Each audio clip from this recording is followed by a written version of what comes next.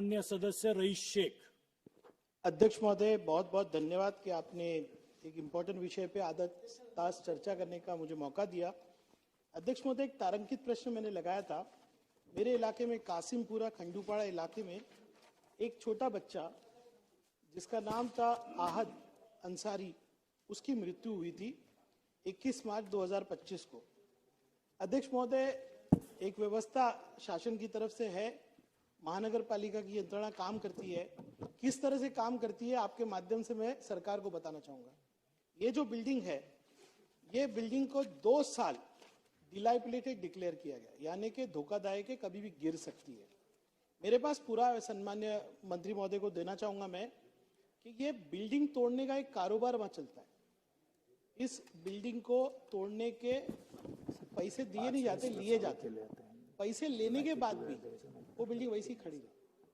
और यहाँ पर तारांकित प्रश्न में सरकार से भी डरती नहीं है महानगर पालिका।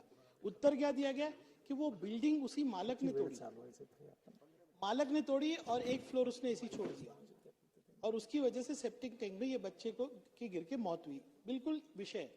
मेरा प्रश्न ये है कि अगर इतना बड़ा हादसा होता है, किसी का बच्चा इस हालत में मरता है, पूरे इलाके में ना सनसनी थी वो बच्चे के मरने के बाद। मैं 6 घंटा वहीं पे था।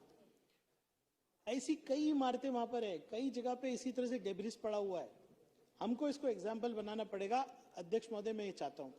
अध्यक्ष महोदय, मेरा पहला प्रश्न है कि 2 साल C1 बिल्डिंग को किसने नहीं तोड़ा, उनकी जवाबदारी है।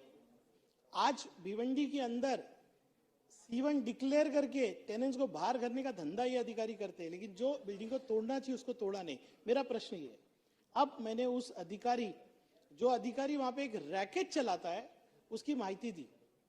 आपको ये महानगर पालिका रिकॉर्ड पे झूठ बोलती है। इस अधिकारी का आप सोचिए, मैंने पूरा डिटेल निकाला है। दादा, ये अधिकारी है ना, जनरेटर ऑपरेटर है। इसकी भर्ती कैसे होती है? जनरेटर ऑपरेटर, और वो भी टेम्परेरी। फिर अचानक वो कोई प्रोसेस फॉलो नहीं है। हमारी महानगर पालिका में अगर मैं महापौर बन जाऊं ना, 4 लोगों को नौकरी पे लगा सकता हूं। मालेगांव की भी और भिवंडी की हालत बहुत बुरी की गई 20 साल में, यानी कोई प्रोसेस नहीं है। नहीं, सही बता रहा हूं सर, मालेगांव आपका एरिया नहीं सर। जो मैं महानगर पालिका का प्रोसेस देख रहा हूं, ये बंदा एक जनरेटर ऑपरेटर टेम्परेरी से परमानेंट होता है। परमानेंट होके आप जनरेटर ऑपरेटर को क्या प्रमोशन और क्या काम दे सकते हैं? वो पूरे शहर का अतिक्रमण का चीफ बनता है। ये देखिए, उसका पूरा यही महानगर पालिका से डेटा निकालो।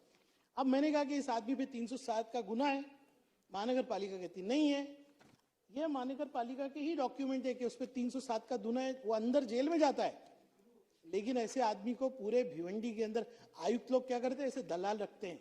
मैं अभी के आयुक्त को नहीं बोल रहा, अभी के आयुक्त हमने इस सरकार का धन्यवाद कि हमको IAS मिला। इससे पहले आयुक्त लोग ऐसे दलाल रख के ना पूरे शहर से वसूली करते थे। 307 का गुना, इसको प्रशासकीय काम नहीं देना चाहिए।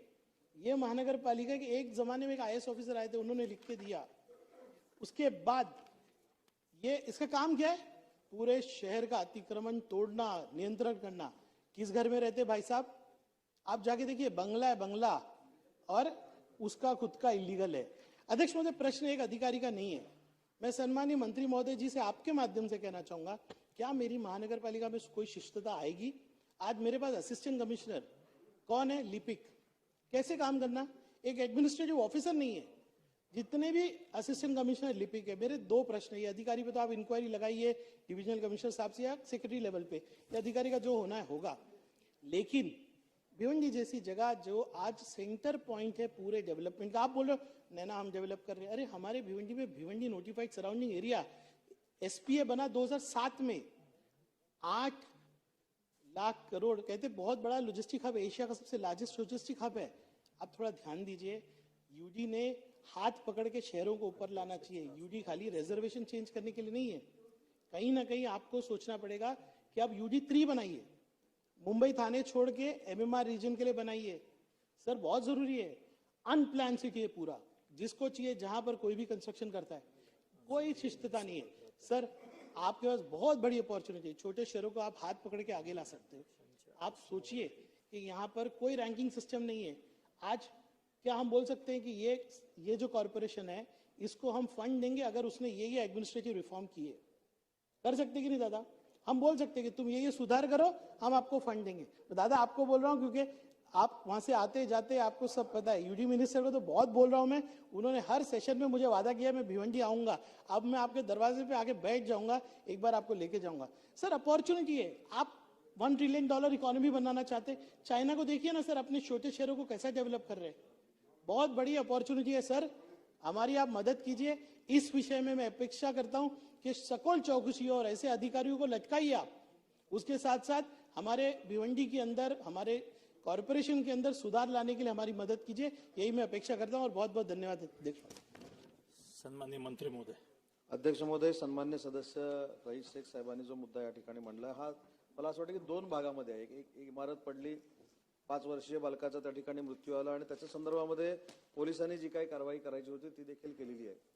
परंतु एक महत्त्वाची गोष्ट आहे की जी दुर्घटना घडली ती काही परत येणार नाही, ते बालक जे काही गेले ते परत येणार नाही, ही वस्तुस्थिती आहे। पण तो पार्ट 1 आहे आणि पार्ट 2 मध्ये अध्यक्ष महोदय, सन्मान्य सदस्यांचं असं म्हणणं आहे की जो अधिकारी आहे तो स्वतःच्या कुटुंबासकट अनधिकृत बांधकामामध्ये राहतो, पण जी माहिती मी घेतली त्याच्यामध्ये त्याची फॅमिली ज्या घरामध्ये राहते त्याला 1995 सालामध्ये परवानगी दिलेली आहे। परंतु या सगळ्या गोष्टीमध्ये जर अधिकारी इन्व्हॉल्ड असेल तर त्याची चौकशी केली पाहिजे, याच्याबद्दल दुमत काय असण्याचं काही कारण नाही। आपण उच्चस्तरीय समिती नेमून त्याची नक्की चौकशी करू। परंतु सन्मान्य शेख साहेब, आपण देखील एक भिवंडीच्या संदर्भामध्ये पुढाकार घेतला पाहिजे। आपण सांगितलं की आशिया खंडातला सगळ्यात मोठा लॉजिस्टिक हब हा भिवंडी आहे, कारण तो माझ्याशी उद्योग विभागाशी निगडीत आहे। आता या संदर्भामध्ये आपण पण पुढाकार घेऊन थोडी जनजागृती केली पाहिजे।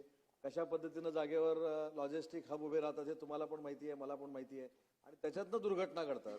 आणि म्हणून अध्यक्ष महोदय, माझी आपल्यामार्फत त्यांना देखील विनंती आहे, मी नक्की भिवंडीची व्हिजिट करेन। लॉजिस्टिक क्या आप इन गर्मियों की छुट्टियों में घर बैठे बोर हो रहे हो? तो अब नहीं, इंफ्रानेट अपने नए कस्टमर्स के लिए लाए है समर धमाका ऑफर, जहां हर महीने 399 रुपीज़ के रिचार्ज में आपको मिलेगा 100 MBPS का प्लान, साथ ही dual band 5G router with conditions apply and fiber installation बिल्कुल फ्री जब तक सर्विस एक्टिवेट है। इंफ्रानेट जाने जाते हैं अपनी हाई स्पीड इंटरनेट और प्रीमियम सर्विस के लिए, तो आज ही इंफ्रानेट की सर्विस लगाएं और अपनी बोर जिंदगी में रफ्तार लाएं।